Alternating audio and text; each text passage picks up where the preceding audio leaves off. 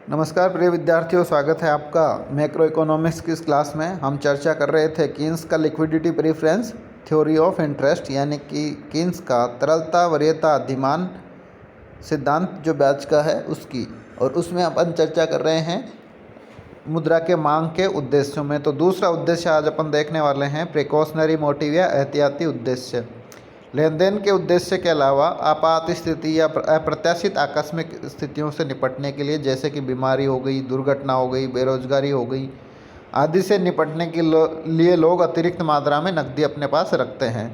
तो ये कोई इमरजेंसी की स्थिति आपकी लाइफ में कभी घटित हो जाए तो उसके लिए भी कुछ लोग अपने पास नकद रूप में पैसा रखते हैं ताकि उन स्थितियों में आसानी से निपट सकें। परिवार हों चाहे से अप्रत्याशित आर्थिक परिस्थितियां ऐतिहासिक उद्देश्य के लिए मुद्रा रखने के उनके निर्णय को प्रभावित करती हैं। तो परिवारों के लिए भी, उसी तरह से फर्मों के लिए भी। तो दोनों ही लोग, परिवार और फर्में दोनों ही, जो भविष्य की ऐसी स्थितियां जिनके बारे में पहले से हमें कुछ निश्चित जानकारी नहीं होती है, कुछ ऐसी आशंकाएँ, ऐसी अनहोनी घटनाएँ जिनकी हमें पूर्ण जानकारी नहीं होती है, तो उनसे बचने के लिए, उनके जो ऋणात्मक या नकारात्मक प्रभाव हों उनसे बचने के लिए हम भविष्य के लिए कुछ पैसा अपने पास नगद रूप में रखना चाहते हैं। तो इस उद्देश्य के लिए जो पैसा रखा जाता है उसको हम कहते हैं एहतियाती उद्देश्य या सावधानी उद्देश्य। व्यवसायी भी भविष्य में समृद्धि और अवसाद के बारे में अपेक्षाएं एहतियाती उद्देश्य के लिए मुद्रा की मांग को प्रभावित करती है। तो भविष्य में आदमी क्या सोच रहा है, बिजनेसमैन क्या सोच रहा है कि मार्केट उठेगा या डूबेगा, उसके आधार पर अपने पास नगद रूप में मुद्रा रखेगा।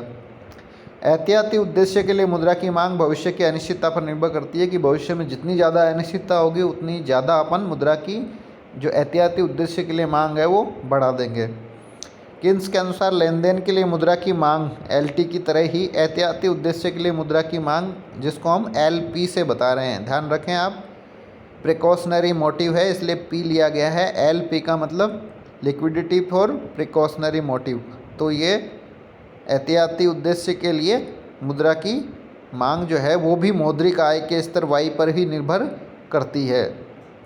तो और ब्याज दर में परिवर्तन के प्रति असंवेदनशील होती है, यानी कि जैसे ही लेन देन की जो मुद्रा की मांग है वो वाई पर निर्भर करती है, ब्याज की दर पर निर्भर नहीं करती है, उसी तरह से सावधानी उद्देश्य के लिए मुद्रा की मांग भी केवल मौद्रिक आय के स्तर वाई पर निर्भर करती है, ना कि ब्याज की दर पर।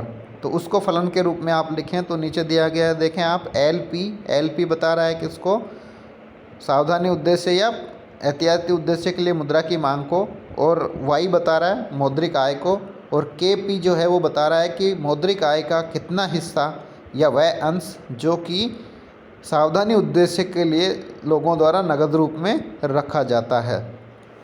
तो के पी जो है वो फलन को बता रहा है सावधानी उद्देश्य या एहतियाती उद्देश्य के लिए।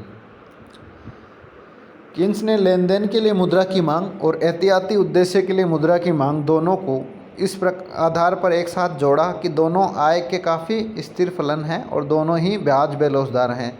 तो जैसा अपन ने पहले देखा कि लेन देन उद्देश्य के लिए मुद्रा की मांग हो चाहे से सावधानी है एहतियाती उद्देश्य के लिए मुद्रा की मांग हो, दोनों ही किस पर निर्भर करती हैं, मौद्रिक आय के स्तर पर निर्भर करती है और ब्याज दर से स्वतंत्र होती है, ब्याज दर पर निर्भर नहीं करती हैं। तो इनको एक साथ जोड़ा जाना संभव होता है। तो इनको साथ में जोड़ा है L1 निकालने के लिए LT प्लस LP करके, और दोनों y के फलन हैं इसलिए K बराबर KT प्लस KP कर दिया अपन ने। तो जो नीचे आप देखेंगे L1 निकाल रखी है LT प्लस LP करके, और ये बराबर हो गया L1 LT का वैल्यू KT और y, और KP LP का वैल्यू KP और कोष्टक में y। तो कोष्टक वाला y एक जगह हो जाएगा और KT और KP जुड़ करके K बना दिया अपन ने, स्मॉल k। तो ये जो L1 है वो दोनों उद्देश्यों के लिए जुड़ी हुई मांग है, लेन देन उद्देश्य के लिए और एहतियाती उद्देश्यों के लिए। अब तीसरा जो उद्देश्य है वो है स्पेकुलेटिव मोटिव या सट्टा उद्देश्य। मुद्रा की मांग जो है, मुद्रा की सट्टा मांग का तात्पर्य ब्याज दर में भविष्य के परिवर्तनों के माध्यम से बॉन्ड और प्रतिभूतियों की खरीद और बिक्री से सट्टा लाभ अर्जित करने के लिए रिजर्व में कुछ निश्चित मात्रा में नकदी रखने की मांग से है। तो सट्टा मांग का मतलब ये है कि बाज़ार में जो ब्याज दरें बदलेंगी, आने वाले समय में ब्याज की दरों में जो बदलाव आने वाला है, तो उनसे लाभ कमाना, और क्योंकि ब्याज की दर जो होती है वो बॉन्ड की रेट से विपरीत रूप से संबंधित रहती है। जब ब्याज की दरें बढ़ती हैं तो बॉन्ड की रेट घट जाती हैं, और ब्याज दरें कम हो जाती है तो बॉन्ड की रेट बढ़ जाती हैं। तो लोग क्या करते हैं कि जब बॉन्ड सस्ते होते हैं तब खरीद लेते हैं, और जब बॉन्ड महंगे हो जाते हैं तो उनको बेच करके लाभ कमाते हैं। तो इस लाभ कमाने के लिए जो पैसा लोग अपने पास रखना चाहते हैं, सट्टेबाजी के लिए जो पैसा अपने पास रखना चाहते हैं, उसको कहा जाता है सट्टा उद्देश्य के लिए मुद्रा की मांग। और जो सट्टा उद्देश्य के लिए मुद्रा की मांग है वो अनिवार्य रूप से ब्याज की दर और बॉन्ड की कीमतों पर निर्भर करती है। ब्याज की दर और बॉन्ड की कीमतों के बीच एक व्युत्क्रम संबंध होता है। जैसे मैंने अभी आपको बताया कि ब्याज की दर और बॉन्ड की कीमतें विपरीत रूप से संबंधित होती है। उदाहरण देखें तो यदि 100 रुपये का कीमत वाला एक बॉन्ड है जिस पर 3% की ब्याज दर पर 3 रुपये की एक निश्चित राशि मिलती है, यानी कि जो बॉन्ड होता है उस पर फिक्स पैसा मिलता है कि 100 रुपये हैं, उस पर एक साल में आपको 3 रुपये मिलेंगे, तो इसका मतलब आपको 3% का ब्याज मिल रहा है। यदि ब्याज की दर बढ़ कर के 4% हो जाती है तो पैसा आपको 3 ही रुपये मिलने वाला है। तो 3 रुपये 4% के हिसाब से कितने रुपए पे मिलेगा? वो मिलेगा आपको 75 रुपये पर। यानी कि जो बॉन्ड की कीमत है वो पहले 100 रुपये से घट करके अब 75 हो गई है। तो ब्याज की दर बढ़ी 3 से 4% और बॉन्ड की कीमत हो गई 100 से घट करके 75%। तो इस तरह से उल्टा संबंध होता है कि जैसे ही ब्याज की दर बढ़ेगी बॉन्ड की कीमत कम हो जाएगी, और ब्याज की दर कम होगी तो बॉन्ड की कीमत बढ़ जाएगी। तो इन चीज़ों का फ़ायदा लोग लेना चाहते हैं कि जब बॉन्ड सस्ते होते हैं, ब्याज की दरें ज़्यादा होती हैं, तो लोग जो है बॉन्ड खरीद लेते हैं। ब्याज की दरें ज़्यादा होंगी, बॉन्ड सस्ते होंगे तो लोग बॉन्ड खरीदेंगे, और जब ब्याज की दरें बॉन्ड की जो रेट बढ़ जाएगी, ब्याज की दरें कम हो जाएंगी, तो लोग बॉन्ड बेच करके लाभ कमाएंगे। तो लोग जो है ब्याज दर या बॉन्ड की कीमतों में भविष्य में होने वाले परिवर्तनों से दूसरों की तुलना में खुद के द्वारा बेहतर अनुमान लगा करके लाभ उठाने के लिए अपने पास नकदी रखने की इच्छा रखते हैं कि कुछ पैसा अपने पास रखें ताकि जो बॉन्ड की कीमतों में परिवर्तन होते हैं उसमें लाभ कमा सकें। यदि लोगों को लगता है कि ब्याज की जो वर्तमान दर है वो कम है, यानी कि जो बॉन्ड की प्राइसेज हैं वो बहुत अधिक हैं, और भविष्य में इसकी ब्याज की दर जो है वो बढ़ेगी और बॉन्ड की कीमतें कम होंगी, तो वे फिर से ब्याज की कम दर पर पैसा उधार देंगे और वो पहले से खरीदे हुए बॉन्डों को बेच देंगे। तो ये क्या होगा, कीमतें बॉन्ड की अधिक हैं तो बेच देंगे, और कीमतें कम हो गई तो बॉन्ड खरीद लेंगे, और भविष्य में ब्याज की उच्च दर पर उधार देने के लिए भविष्य में सस्ती दरों पर बॉन्ड खरीदने के लिए अपने पास नकदी रख लेंगे। तो कहने का मतलब ये है कि अगर मान लीजिए आज ब्याज की दर ऊंची है, तो ब्याज की दर ऊंची होने का मतलब है कि अब भी आपके पास में बॉन्ड सस्ती रेट में मिल रहे हैं, तो आप क्या करेंगे, बॉन्ड खरीद लेंगे जो भी नकद पैसा है उससे। और जब भविष्य में ब्याज की दरें कम होंगी और बॉन्ड की कीमतें बढ़ेंगी तो आप बॉन्ड को बेच करके और नकद पैसा अपने पास निकाल के रख लेंगे, तो उससे आपको लाभ होगा। और इसके विपरीत स्थिति में यदि बॉन्ड की कीमतें ज़्यादा हैं, यानी कि ब्याज की दरें कम हैं, तो पैसा जो है अपने पास नकद रूप में रख लेंगे, और भविष्य में अगर ब्याज की दरें कम होती हैं और बॉन्ड की प्राइस बढ़ती हैं तो आप उसमें इन्वेस्ट कर सकते हैं। इस प्रकार सट्टा उद्देश्य के लिए मुद्रा की मांग बढ़ जाएगी। इसी तरह अगर लोगों को लगता है कि भविष्य में ब्याज की दर गिरने वाली है, यानी कि ब्याज की दर में गिरावट आएगी तो बॉन्ड की रेटें बढ़ने वाली हैं, तो वे सट्टेबाजी उद्देश्य के लिए मुद्रा की मांग को कम कर देंगे। यानी कि जब रेट ज़्यादा होगी इंटरेस्ट की तो लोग अपने पास पैसा नहीं रखेंगे, वो उधार दे देंगे बॉन्ड के रूप में, उसको बॉन्ड खरीद लेंगे। सट्टा उद्देश्य के लिए मुद्रा की मांग और ब्याज दर के बीच में काफ़ी घनिष्ठ संबंध होता है, अत्यधिक संवेदनशील होती है वो, और ब्याज दर की नकारात्मक फलन होती है। तो ये जो सट्टा उद्देश्य के लिए मुद्रा की मांग है वो ब्याज दर पर निश्चित रूप से निर्भर करती है, और ये विपरीत रूप से संबंधित होती है। यानी कि जब ब्याज की दर अधिक होती है तो मुद्रा की जो सट्टा उद्देश्य के लिए मांग है वो कम हो जाती है, और जब ब्याज दर कम होती है तो मुद्रा की सट्टा उद्देश्य के लिए मांग बढ़ जाती है। दोनों के बीच में ऋणात्मक संबंध यहाँ पे पाया जाता है। प्रतीकात्मक रूप से इसको लिखा जा सकता है L2 फनल है आई का, यानी कि rate of interest, small I यहाँ पे रेट ऑफ इंटरेस्ट को बता रहा है, L2 यहाँ सट्टा उद्देश्य के लिए मुद्रा की मांग को बता रही है।